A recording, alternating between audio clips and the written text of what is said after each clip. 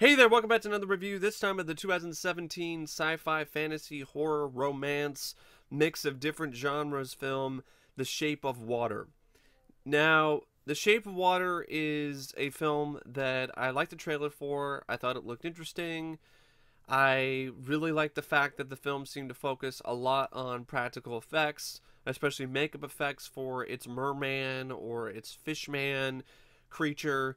And I like that it was rated R, and it was not. And I'm a big fan of Del Toro, even though I felt that recently he's kind of been on a little bit of a downslide. I didn't care for Pacific Rim, as I like to call it, Pacific Rim Job, but that's really what my friend came up with that one. But of course, he's probably not the only one who's used that moniker for the film. And I saw Crimson Peak a long time ago, and I forgot about it already, so it didn't must not have left that much of an impression on me. I just remember being disappointed with it because it was advertised as something that it ended up not being. So I was a little bit skeptical, but I had the opportunity to check this film out in the theater at the Hollywood Theater last night, and I thought it was just an absolutely stunning, unforgettable experience. It was just one of those films that you see in the theater, and it just resonates with you in a way that is just deep and meaningful. And it's a film that gave me chills on multiple different occasions. It's a absolutely gorgeous film, visually. This is easily one of the most beautiful films I've seen in recent memory, with the cinematography, with the art direction, costume design, the design of the creature itself, and it's just, and also the overall heart of the film. The film has a really big heart to it, and that went a long way for me in terms of my enjoyment of the movie. This film is a much better love story than some actual love stories, between a man and a woman that have come out in 2017. And even between a woman and a beast. Like, I personally felt that Shape of Water, it was a much better film than Beauty and the Beast. So I thought the romance is a lot more. Uh, I wouldn't necessarily a lot more meaningful, but there was just more to it, in my opinion. And I absolutely loved this movie. I adored The Shape of Water. I thought this was just a phenomenal film, and it's a movie that I definitely feel that anyone who's curious about it, check it out in the theater while it's still in the theater. Like, if it's in a theater near you, don't just walk to the theater. Don't just run to the theater to see it. Swim if you have to, because The Shape of Water is the type of film that I think will go down as being a modern day classic. And it's the type of movie too that it's not another reboot or a remake or a sequel or a comic book movie or a movie that's based on a book. It's something fresh. It's not as stale as some of those other films can be. And I really feel that that type of movie should do a lot better in the box office, and then Hollywood will get the point that this is the type of movie that we want to see more of. We don't want to see more Transformers sequels. We don't want to see more. We don't want to see the Crocodile Dundee reboot / sequel with Danny McBride. We want to see films like The Shape of Water. Now, The Shape of Water is directed by Guillermo del Toro, and his direction in this is superb. Like, this is some of the most impressive direction I've seen from him since Pan's Labyrinth. And I don't mind Pan's Labyrinth. I like the film, but I don't love it as much as I love this one. I think this one has a little stronger characters. I think the pacing is better, and I think the overall tone is a little bit better. Although there are some moments in The Shape of Water where the tone kind of clashes a little bit. But I felt that this was a total return to form for Guillermo del Toro, and I'm really looking forward to seeing what he's got next after this, because it seems like he's found his passion again. He's found his niche. He's found that special je ne sais quoi that really made him so desirable as a director and really made him unique and really made him stand out from his other peers and from the other directors. He also helped write the screenplay with Vanessa Taylor, and I felt this script, other than a few lines of dialogue, there's like an exchange between Michael Shannon's character and his superior, like this general guy, that I felt was pretty awkward and didn't really work that well. And there's a few other moments where the lines of dialogue are just kind of randomly sort of crass and doesn't really necessarily fit with the rest of the movie. But other than that, I felt the film did a really good job adding a lot of depth to these characters, especially the creature himself. There's more to this creature than meets the eye. I also felt that the writing, especially for the main character, Elisa Esposito, was really fun, really top notch, because this is a character who's mute. She can't speak. So the script has to be really good in order to have that character resonate with the audience.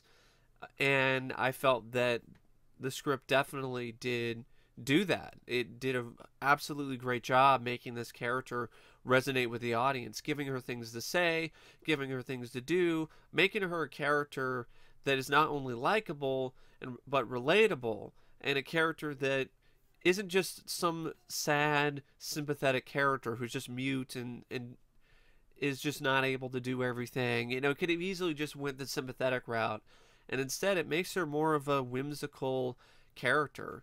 And she even isn't afraid to tell her boss to fuck off. I thought that was great. So this is a character who, through her companionship with this sea creature, with this sea man, with this merman, or Abe's dad, really, Abe Sapien's father, she's able to grow as a character and become more confident in herself. And that's a nice progression to see in the film. And the other characters I thought were well written as well. Michael Shannon's character, Colonel Richard Strickland. I know a lot of critics who said he's just like some stereotypical evil white guy. I thought there was more to him than that. I thought he was a very driven guy who the one thing that really makes him feel accomplished, the one thing that really makes him feel whole, is his job. And his job is on the line, and he's spiraling further and further out of control because he's not able to find a way to secure his job and to secure the thing that really makes him happy. So it's not really his family, it's not really these other things, it's his job. His job as a colonel. And so I felt that the dynamic that the writers came up with this character, when it comes to how he is when he's on the job versus how he is at home, I thought was actually quite well put together. There were some instances where I would have liked to have seen a little bit more of that, and a little less of some scenes like Michael Shannon uncomfortably banging his wife while he's covering her mouth and bleeding on her, which was totally unnecessary. But I still felt that scene, it did have its merits, even though I didn't feel it was necessary the way that it was shot and the way that it was shown. But it's kind of it does have its merits because it shows how much this just seems like a job to him. Like, his family life is like an obligation to him. His job, as a colonel, like, that's his life. That's what he feels is his real life. Even buying a Cadillac doesn't help him fill that void, and or make him be able to separate the two or appreciate both of them equally.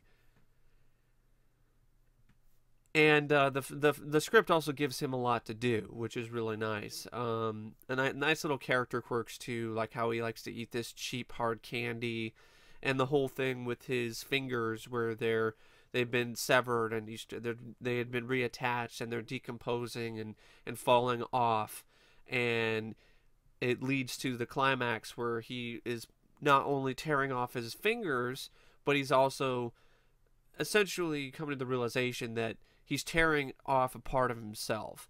Like when he loses the fingers, he knows that he's going to lose everything that he believes in and everything that makes him feel like life is worth living for him. His job as a colonel and his reputation. Richard Jenkins, it's nice to see Richard Jenkins as well as a character named Giles, who's like this live-in friend for Sally Hawkins' character Eliza. And there's this sort of thing where he might be in the closet, which is actually pretty daring, but they do it rather tastefully. There's like one moment where he kind of puts has a pass at a guy who works at a diner, but it's not anything that's like super explicit. And he has a lot of fun moments, and he's a fun character, and he's a crowd pleasing character. Like he has a lot of lines thanks to the script that really make you laugh and make him endearing. And he also gets to hit Michael Shannon in the face with a 2x4, which is definitely a crowd pleasing moment.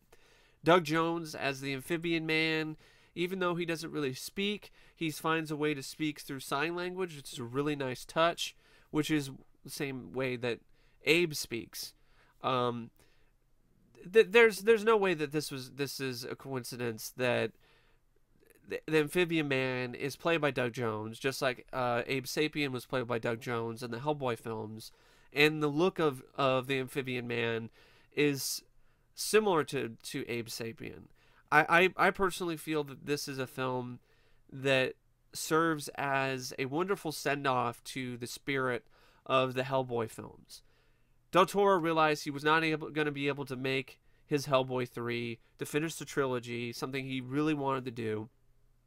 So he decided, I'm going to do a different film. I'm going to do a different project, The Shape of Water, and I'm going to have the main character be this amphibian man, or one of the main characters, and I'm going to have Doug Jones play him. He's going to look similar to Abe, and he's going to have similar character traits, and it's going to be my way to send off the franchise, to send off this, to really showcase my appreciation for the spirit of the Hellboy films. And this really does feel like a film that could fit right in line with the Hellboy franchise. It's got the same kind of weird, strange look and feel to it. It's got the same humor and things like that. It's a film that really does tie in really well with that franchise and with the spirit of the franchise.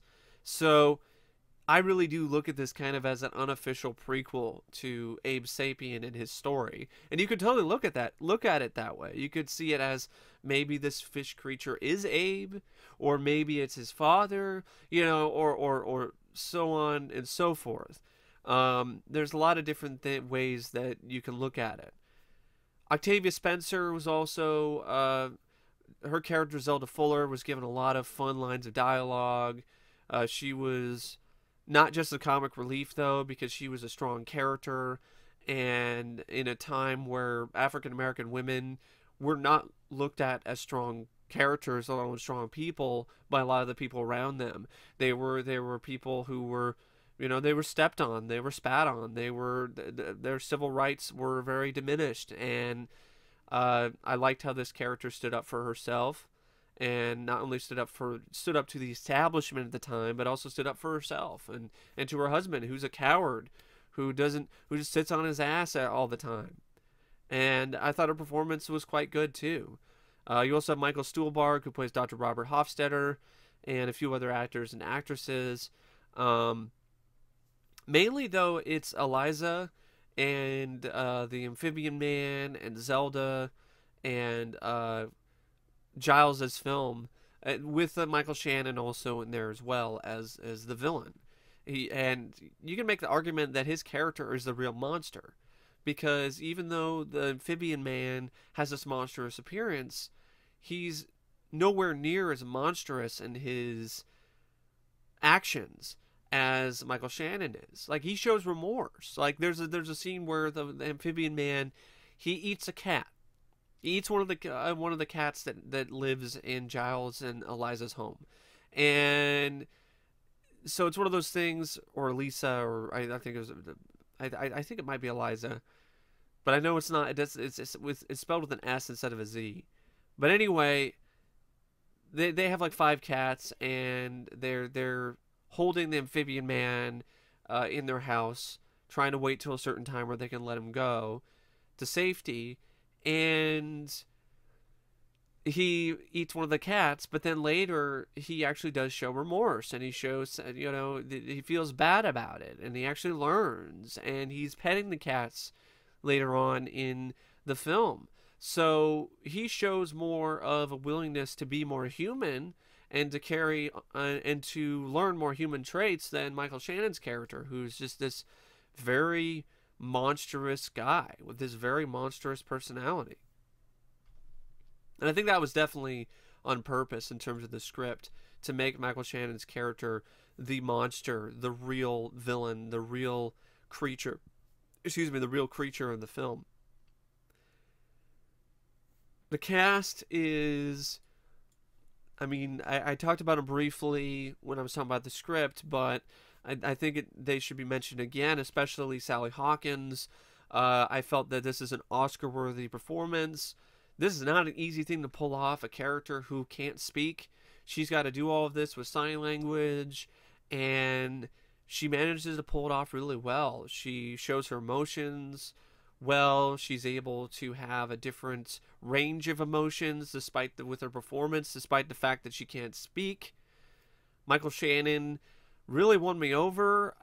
His performance in this made me think that maybe he isn't that bad of an actor, and maybe his performance in Man of Steel isn't necessarily entirely his fault, because he just had a lot of shit to work with. He didn't have, and I mean by a lot of shit, not like, oh, a lot of shit. Oh, he had a lot of shit to work with. Like, he just had shit to work with, and it was a lot of it. And I think it would be really hard for any actor to really pull that off, to really make scenes where he's like, I will find him. I will find him. I will find him. I mean, I don't think any actor is going to make that shit work. So I've earned a lot. I earned a lot of respect for Shannon as an actor after seeing his performance in this. He was downright terrifying, and he had different layers to him.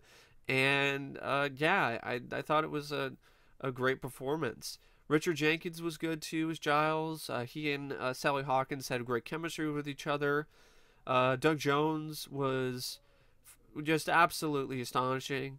He's a very underrated actor, and he really makes acting under all these pounds of makeup look easy, and it's not easy. It's not an easy thing to do at all. He makes it look natural.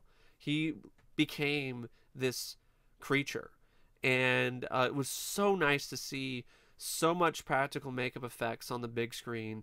And there was a little bit of CGI at times that was used with the amphibian man effects. It was a combination of the two, but it was more of definitely more practical than CGI. Some things that were done with CGI made sense, like his eyes and a few other things, but for the most part, it's majority of it is done practically, and it just looks absolutely jaw dropping. The amphibian man looks like a real amphibian man. It looks like a real creature. And I don't think if it was done entirely in CGI, I don't feel that it would look the same. I don't think the film would have the same impact. And I hope this is a movie that really opens a lot of Hollywood producers and studios' eyes that CGI, while it is good and while it does have its merits, it should not entirely replace practical effects. It should not entirely replace makeup effects. Because you can have films like this that just look absolutely jaw-droppingly stunning, and in large part it's because of the really just top-notch, Oscar-worthy makeup effects. This hands down not only should get nominated for Best Makeup Effects, it should win it. There isn't anything that I can think of from 2017 in terms of makeup effects that even comes close to the makeup effects in The Shape of Water. Like, if this does not win that Oscar, that's bullshit. There's nothing even remotely close. Let's not have another instance where we have Suicide Squad win the Oscar over something like Star Trek Beyond, which had much more unique and inventive creature effects and makeup effects, and have this lose to some other movie that isn't nearly as impressive. I just had to get that off my chest. I don't think it's going to though. This film has gotten a lot of buzz, and when it comes to makeup effects, I don't think there is anything that can even hold a candle to the film. So yeah, Doug Jones. I can't sing his praises enough. Octavia Spencer. She was funny, but she was also dramatic when she needed to be. She had a lot of personality, but she was also believable as a strong character. She wasn't just comic relief. Michael Stuhlbarg, who plays Dr. Robert Hofstetter, was kind of this double agent for Russia. I thought he was good too, especially liked the moment where he's dying and near the end is pretty much telling Michael Shannon nothing and telling him to fuck off. Lauren Lee Smith as Elaine Strickland. She didn't really have that much to do. She did her role well. She's Colonel Strickland's wife. Nick Cersei's Frank Hoyt. He's okay, but the lines he's given just don't really work. So I don't necessarily blame him. I blame the lines he's given. So the cast, it's a small cast, but they all do their jobs really, really well. I also felt the score by Alexandra Desplat, which I think won a Golden Globe for Best Music, and it totally deserves it, along with Del Toro for Best Director.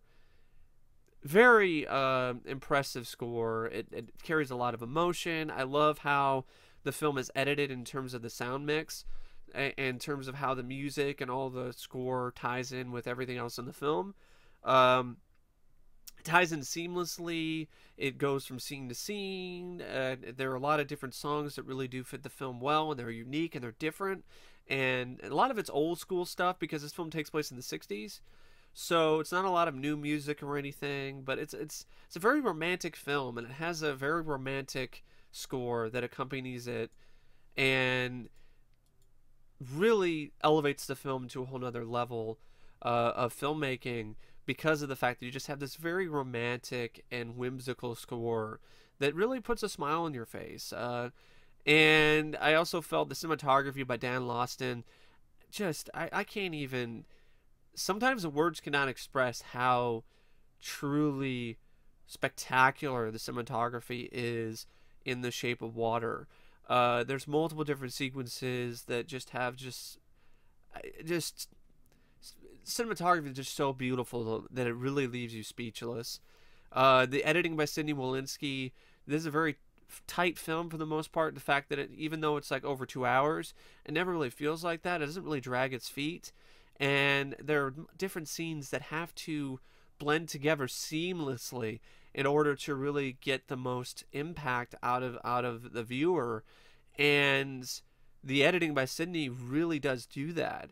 It emphasizes the film greatly, and there are multiple different scenes, like how the film seamlessly transitions in one moment from color to black and white into this big, grand, fantastical musical number, and then how there's a transition of like water on a window, and the camera zooms into the water, and then the water is flowing around, and then it transitions to the next scene. There's multiple moments like that in this film that have those just really excellent moments of editing. I also felt that even though the film's like 2 hours, 3 minutes, has really good pacing, goes by at a good pace, mainly because the characters, you're drawn in with the characters, you want to see where the story goes next. It knows when it needs to be serious, but then it also knows when to have fun, which is a really hard thing to do, to balance those two things, and to do that as well as The Shape of Water does. And I think Del Toro is the only guy who could really do that, because he did that with the Hellboy films. He's done that with other movies. He's a very accomplished director when it comes to that type of film, and The Shape of Water is no exception to the rule when it comes to Del Toro and his work. It's one of those films that's special. It really is a special film. And there's a line of dialogue where I think Richard Jenkins' character Giles is talking about how the artwork or the look of the pies in this diner are tantalizing. And I felt that word really does sum up the film really well. It's a tantalizing movie. It's a tantalizing tale, and it is really a sight to behold. I mean, I really cannot recommend this film highly enough. Like it gets my highest praise. It gets my highest marks. Like this skyrocketed to the top of my list for best films of 2017. This is a movie that I can't wait to watch again. I can't wait to own. This is a film that, like I said, it really did resonate with me. It really did make an impression. It left its mark. And there were moments where it could have went off the rails, but it didn't. Like I said, the crass moments could have been cut down a little bit, but it doesn't affect my overall enjoyment of the film that much, or my overall view of it. The whole thing with the bestiality stuff and all of that, and the love story between this merman and this mute woman, it's actually handled rather tastefully. There's no scenes where they actually have sex. It didn't need to do that. I felt that, yeah, the love story was handled rather tastefully. It wasn't exploitative at all. And then in the end, the way the film ends, the way that things tie together, it ends up working out in the end anyway. So it's not even really an example of bestiality. It's an example of two similar creatures finding a way to share their love for one another when it was previously impossible. So it's one of those things where this is a very risky film when it comes to the type of subject material it has, but it ends up doing it in such a great way. The way the story is told is so compelling and so well written and so heartfelt that it wins you over. And it's one of those films where you definitely have to see it to really appreciate it. I can't say much else about it other than that. I mean, it's a movie that I don't want to give away too much. I already spoiled some things.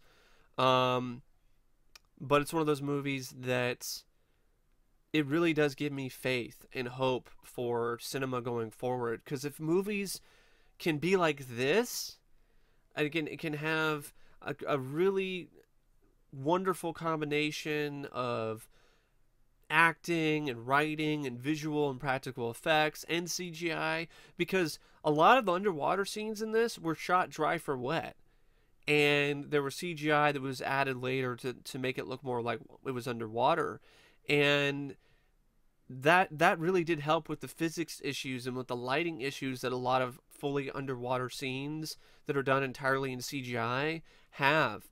And it just shows you that this blend of practical and CGI is the best way to go. It's a film that only cost $19 million, and it looks like it cost $100 million. So this is a film that it gives me hope for cinema going forward. This is the type of movie that when you walk out of the theater or you're done watching it, it really does make you fall in love with cinema all over again. And that's a very special film. A very special film does that. And The Shape of Water did that for me. And I cannot thank it enough for doing that, for rekindling the fire, for giving me hope for filmmaking and cinema in general going forward. So anyway, I don't know what else to say except definitely go check this film out. Go into it expecting more of a drama, though. It's more of a romance with some dramatic elements and some horror and sci-fi stuff. There's definitely blood. It definitely doesn't pull any punches. There are some moments where, you can cut out some of the masturbating stuff and the sex and the titties and whatever. But like I said, it doesn't kill the film for me. I know it hurt the film a lot for some critics, to each their own, but it's one of those movies that I didn't find it boring. It wasn't pretentious. It easily could have been, but it wasn't, which I really appreciated a lot. And it has a nice ending. It's not depressing. And like I said, it has a really big heart, and it goes a long way when it comes to how this film impacts the viewer and how much I enjoyed it. So it's not an action movie either, so don't expect that. That's not what it is. So if you go into it expecting, the type of film that it's trying to be instead of some straight up horror film or straight up sci-fi thriller, I mean, that's not what The Shape of Water is. Um, it has more in common with something like Splash than it does with a Hellboy film. But it does recapture the spirit of those films really well. So if you like the Hellboy movies, if you like Del Toro's work, definitely check the film out. And anyway, thanks for watching. And as always, I will see you guys later. See ya.